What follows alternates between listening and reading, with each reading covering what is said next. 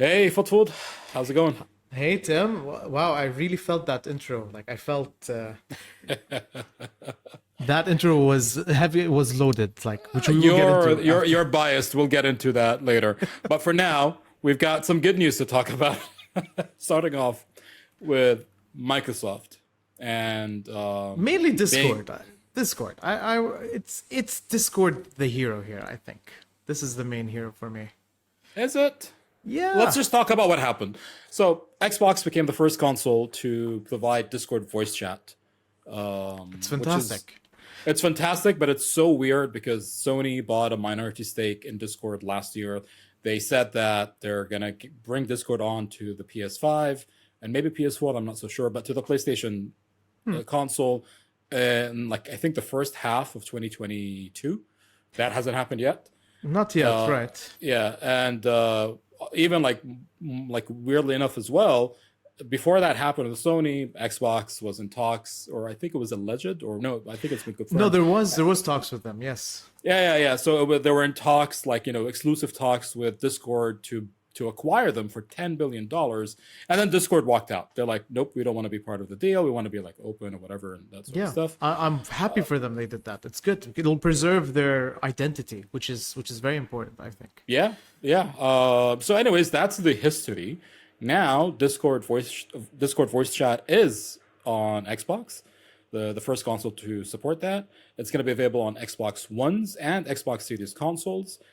At the moment, it's been rolled out to select insiders members. Hmm. So Xbox has their own sort of like beta testers and whatnot, people that Yeah, get things like first. Windows, they have their own Yeah, insider exactly. program. Like the Windows Insiders. Yeah. So select Xbox Insiders members have access to this now.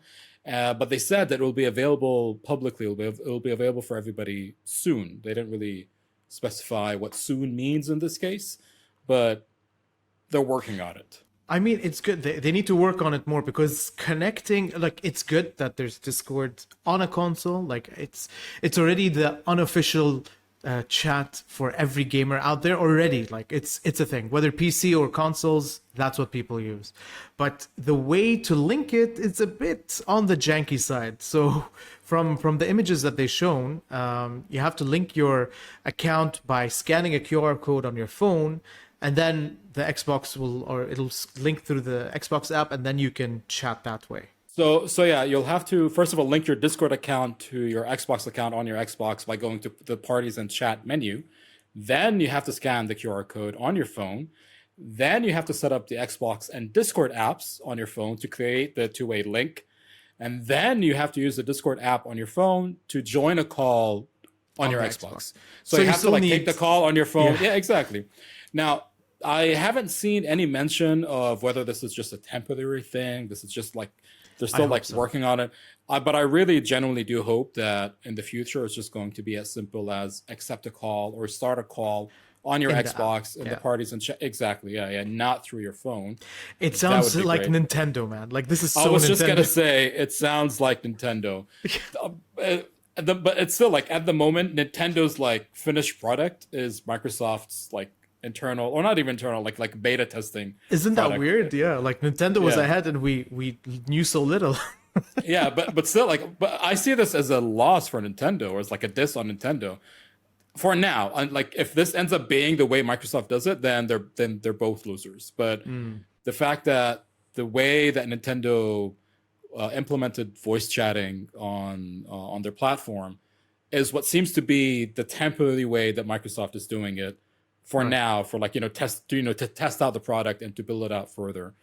So we'll have to wait and see. I genuinely do hope that this doesn't become a thing No, I because feel like a native app will be the thing moving forward, and it and on makes sense. PlayStation, yeah, it makes Yeah, sense, and that Xbox are Windows based. Ooh, like x86 programs or like programming, like they yeah, can make it. They've already done it on Windows. They can just tune it or tweak it away to be on the Xbox platform. That's the main thing. I think that's the thing that they need to figure out mainly. yeah, yeah. I mean, people did try to find workarounds in the past by opening up Discord in the browser, but you also had to be you had to have like a dev account or something like that. It Yeah, still which didn't you really can do. work, or Yeah. yeah, but like it didn't work, I think, because there was no like multitasking. Like if you have the browser open, then Oh, you go to a right. Yeah, game, yeah. like it doesn't really work, or it doesn't pick up like the mic or something like that. Like there was no actual solution for it, as far as I know, on the Xbox. Now Right. this is it. Well, like, again, I've said this like maybe 3 or 4 times already, but I hope that they work on it and it becomes like just a native app, Yeah. and that's it, and we can move forward. And on And Sony as well. Let's oh, hope I it mean, goes yeah, I there mean, too. okay, so I mean, I obviously don't want this to be an Xbox only thing because that's mean. I obviously want it to be open to everybody, but I'm happy that Microsoft is the first one to come out with something, even though it's not available to the public. Now, Sony can True. still beat True. True. Microsoft. Sony can still beat Microsoft, and like magically next week announce that not Spotify, Discord is available for everybody, not just like their insiders or beta. That'll I be don't an know awesome what Sony calls them. surprise. Yeah. Yeah, that would be a great surprise, and then that would be a loss. Yeah, that would be a loss for Microsoft for not being the first to publicly make it available.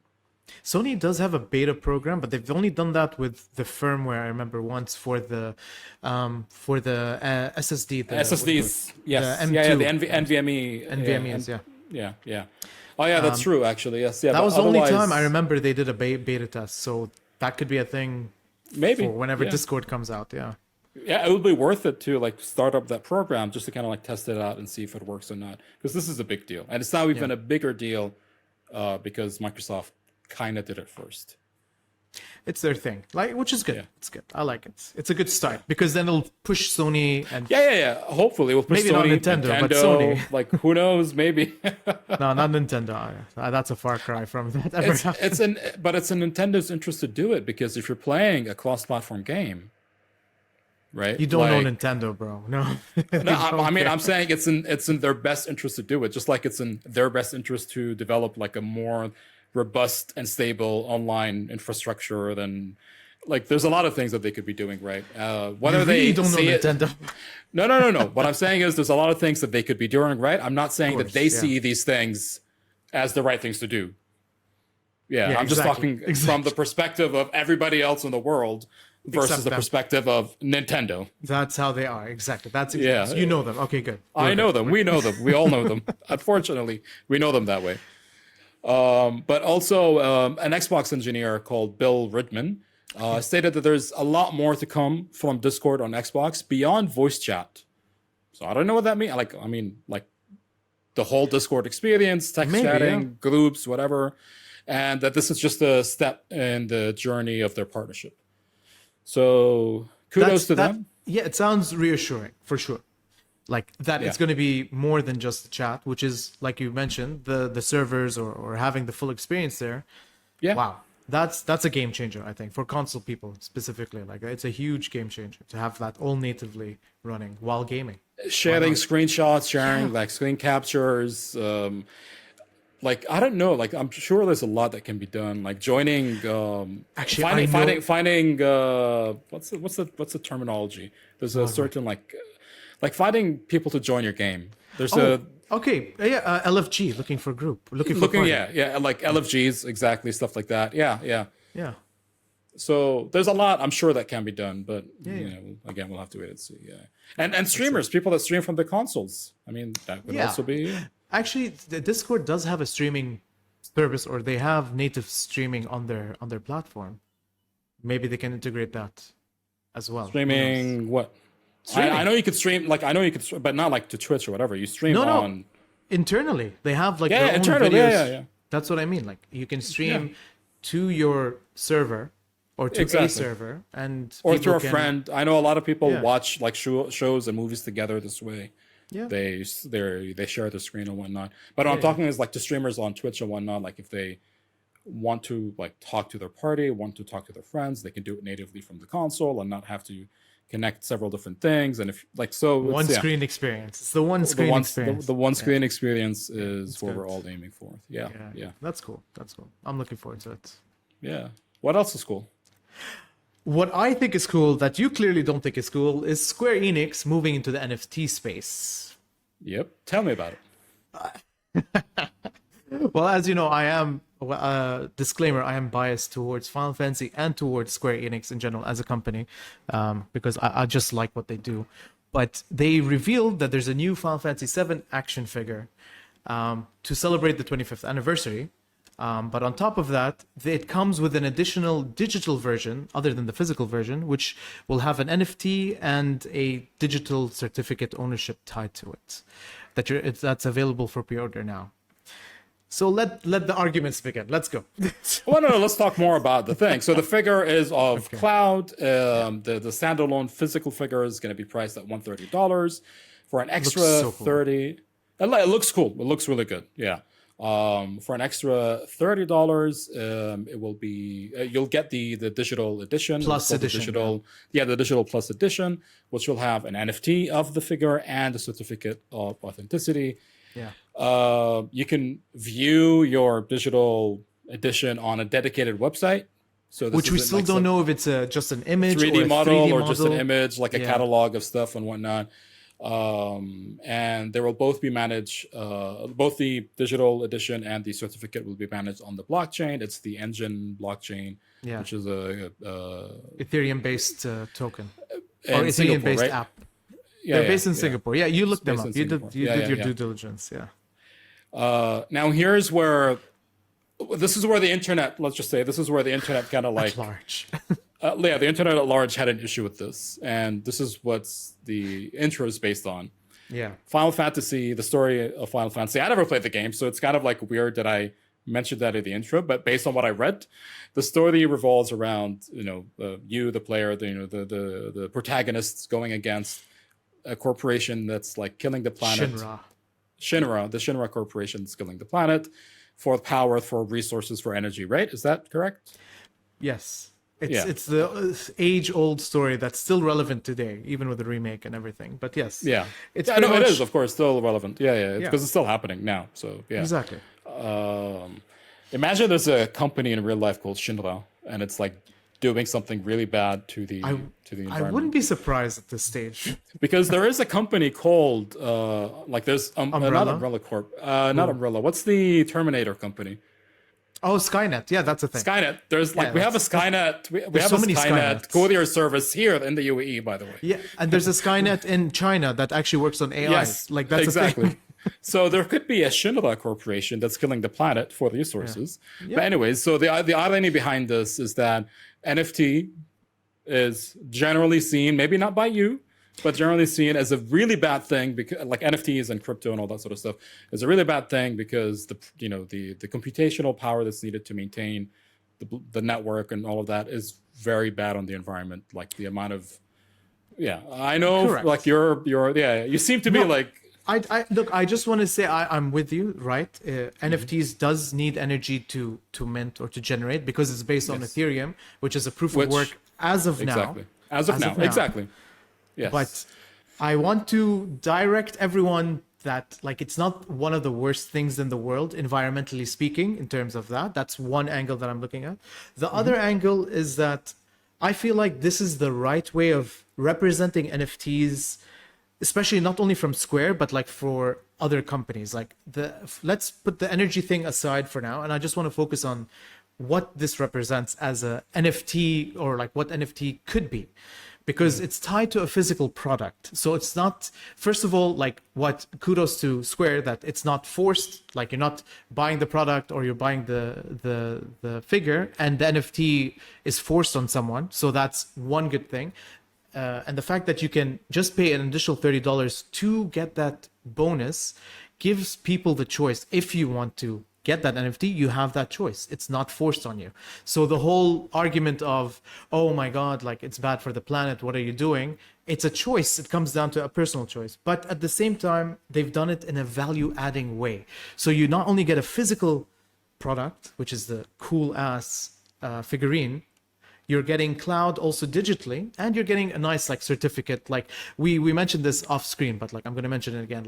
Like when you buy property in Scotland and you're mentioned as a lord or lady, and this is like a novelty thing. Like it's something that's it's fun. It's something extra, and it's like not going to take away from the experience. It just adds to the experience. This is how I'm looking at it, and I feel like this is the right step for game makers or whatever is to make NFTs tied to something physical or to something meaningful makes sense to me. That's how I'm viewing it. How about you? Like, I know you don't see it as I do, clearly.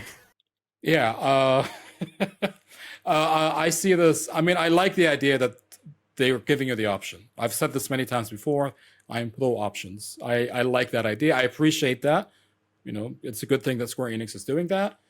But because I'm against the idea of NFTs in general and the state that it's in right now, I still don't think that this, and also a certificate of authenticity for an NFT and a figurine, I just think is like unnecessary. You don't really need that. Again, it's not an actual house with actual property, or it's not a business. It's not an IP or the patent that you have. Like, these are things that we definitely 100% would appreciate having sort of like more secure ways of managing these, your ownership of them.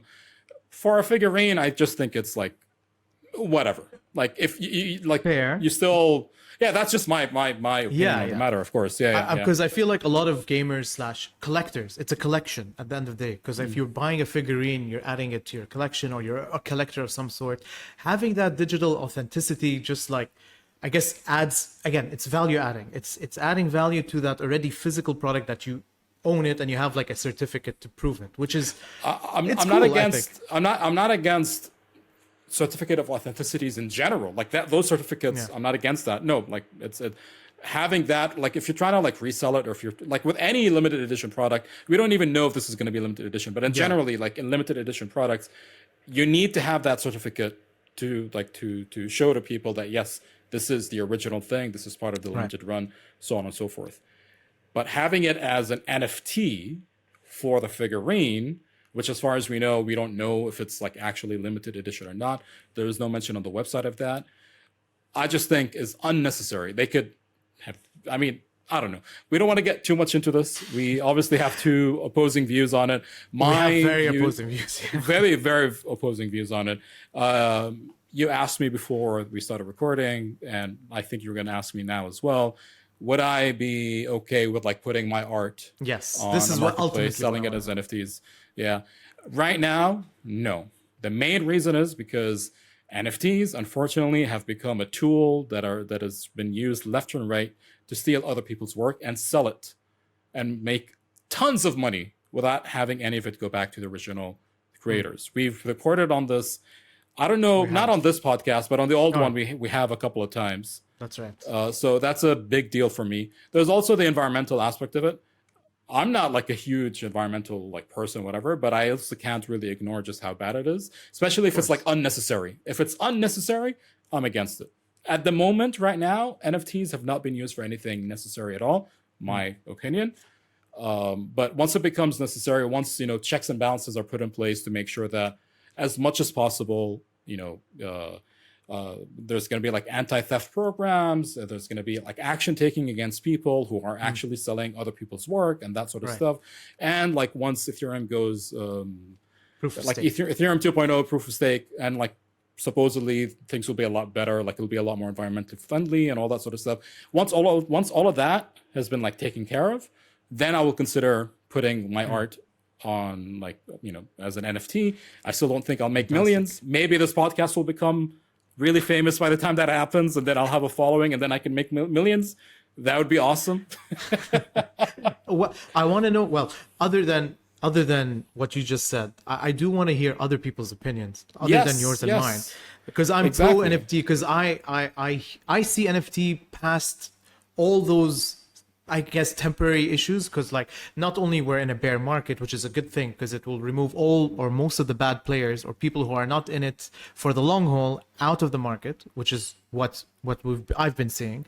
Plus NFTs, once you said there's like the checks and balances, there's like either an AI or like a criminal cyber security that like a will policing do these force checks. or anything of that sort. That can check like the original and like to the digital version and like make sure that the artist is getting rewarded correctly, or like they're being represented correctly. Once that's all settled down, I'm looking at NFT like as as a future where it's functional, where we can move past all this temporary stuff and like use it as a proactive or productive tool. Oh yeah, I That's what want I it to wanna become that. reach No, there. I want Yeah, it. that's what I want. I want it to become that. But until it does, if it's still in this very stagnant sort of situation or state, course. Yeah. I'm gonna call it out. Like that's the thing. And So not we just have to wait me, and but see, like yeah. the Everyone, internet yeah. in general. Yeah. Now I will admit that I'm sure a lot of these people are just jumping the anti-NFT bandwagon, like with a lot of like, you know, It movements and happens, causes or whatever. Like there's always a lot of people that are just like hating to hate. Hating to hate. That's not the term. No, haters hate or whatever. I don't know what the slang Haters is. gonna hate. Haters gonna hate. Yeah. So they're just hating just to do it. Like that's it. Like they really have no thought process on this. They really have no like personal opinions on it or no ties to it. They're just because they saw a meme about it, they follow that trend. I'm sure a lot like it's like review bombing. Same thing, really. A lot of people will do that. Without knowing but- the actual product or game itself. Yeah, it's always it's always the case. Do your research. Well, the one thing about crypto that I think is the most common thing that everyone says, whether you're an investor or a programmer or whatever, is do your own research. Once you do the research and you understand the technology, then you can hate it or love it in the correct way. I don't know how else to explain it, but yeah, that's it. That's it from me. I want to hear your opinion on the case, other than myself. Anyone has strong or negative opinions? I want to know. Please mention how it in the people- comments. Yeah, mention Yes. it in the comments or tweet at us, whatever the case is. I want to hear from people because this is a big subject, and I feel like everyone needs to be a part of the conversation, whether good or bad, to see how we move forward all together. That's the end goal. It's like how we move forward from this. Yeah. Well, moving on, there's even like more NFT Final Fantasy news. Square Enix is partnering with the NFT company Engine to create digital card collections, to create a digital card collection for the game. So it's not just the figurine and the NFT of that, but also these card collections. A physical collection will also be available as well, and So cool. the digital one will be released on the Engine Infinity Network in November 2023. So hopefully by then things will be better. I don't know. Yeah, maybe the ETH 2.0 will be out by then, for sure. Maybe, yeah. You will need to have an account on the Engine Wallet app as well as the Engine NFT platform. And the digital certificate will not be available on the marketplace. At the time of writing this, Square Enix said that the digital certificate will not be available on the marketplace and it cannot be transferred or sold to a third party. On the flip side of this whole news topic, Microsoft, or rather Mojang Studios, came out with a statement. Big deal, yes. Yeah, exactly. With a statement regarding their stance on NFTs, which is that they generally are not supporting it. There's a bit more about that. They said that the use of NFTs is not permitted anywhere on Minecraft, including the client or servers, in-game, or as mods for the game. And the reason for that is that it goes against Microsoft's values of creative inclusion and playing together, because with NFTs, you're excluding people out. That's right. They did mention that. And I feel like this is a good way as well, because they will also... like the way they presented it also, that if anyone does take their a screenshot of a Minecraft or whatever and puts it in an NFT, this comes back to your original thing, that they can sue that person for falsely putting the NFT or representing Minecraft as an NFT. So this protects them in Microsoft that can sense. sue anybody they want on the planet. They're Exactly. Microsoft, yeah. But that's what they've lined themselves up in that statement, so they can prevent anyone from third party. That's a great thing. Exactly. Hopefully that becomes a more accessible thing for everybody to do. But they also did state that they're keeping an eye out on the technology, and once they find a way that they can like implement or like adapt NFTs to Minecraft in a way that doesn't go against their values and like not being exclusive to people and like inclusivity in general, then they'll consider it. So it's not the environment thing. It's not like principles or whatever. Like it's just that. That's the reason why. It's your values. It's similar to what you said. Like you will get into it if it aligns with your values. Exactly. Once things like are okay, once things are no longer like bad in their opinion or in my opinion, whatever, there's no reason not to jump on it. So I feel like it'll happen at the same time. Once Minecraft goes into NFTs in some way, I feel like Tim, you're gonna go down that path as. I'm not that tied to Microsoft. Anywho, last topic for today. I don't want to. Last episode was really long. Let's try to make these shorter. This is a really cool topic, and we talked about this idea in general. It's awesome. Yeah, I love it. Yeah. Yeah, it's about game preservation, and in Japan, this could be a legal thing, like a thing that will be legally done to preserve games and make them playable. I And it feel all like that's starts- the only way it's gonna do it. Like government Yeah. intervening. Yes, let's go. government or like gamers, yeah. very sort of like big stakeholders or like Yeah. like reigning entities, like they should do something about it, just like how platform holders should do something about anti-theft with NFTs. Anyways, Not sponsored I by know. them in any way. Anyway. so Ken Akamatsu has recently won a seat on Japan's House of Councilors, and he announced in a tweet on July 13th that he will be forming a team of experts to work on his proposal of implementing a legal framework to preserve games and keep them playable and keep them in a playable state. He has made statements in the past as well that he wishes all games, from retro to live service games, to be preserved and playable in the future, which is great. Obviously, It's so not cool. an easy thing to do, but like Yeah. just the idea that he's like moving,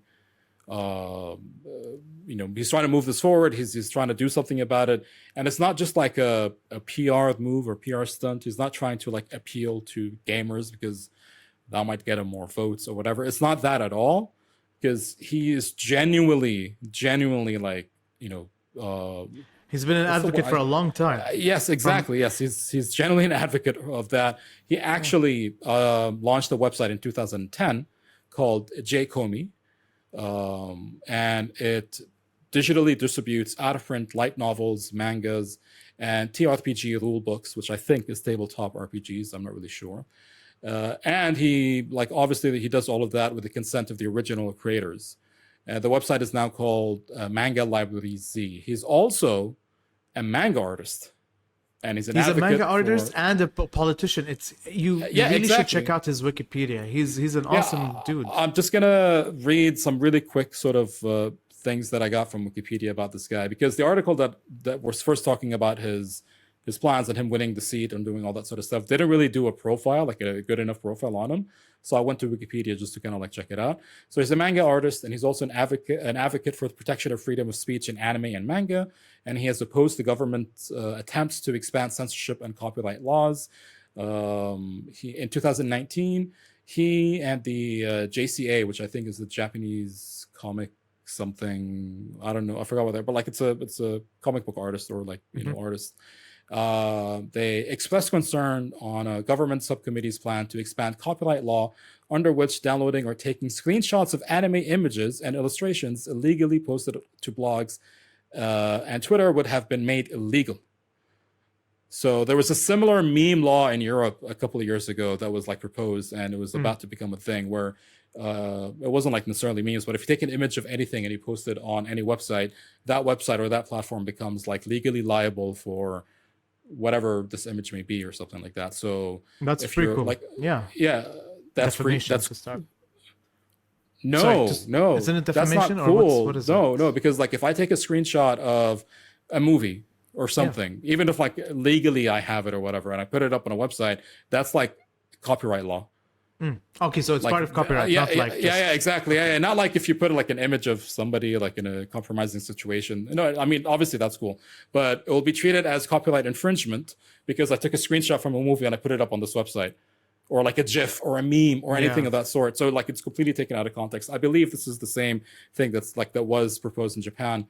And it would also applies like for the Japanese thing. It would also apply to copying and pasting song lyrics. So he okay. opposed that. That's just like it's ridiculous.